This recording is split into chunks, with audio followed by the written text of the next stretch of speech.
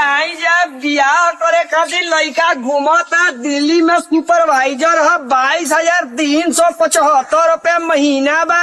और का बा बट पटन मकान गावे घर रतन तू गोटा बरबा पानी सावर बाकी हमारा में पावर बा।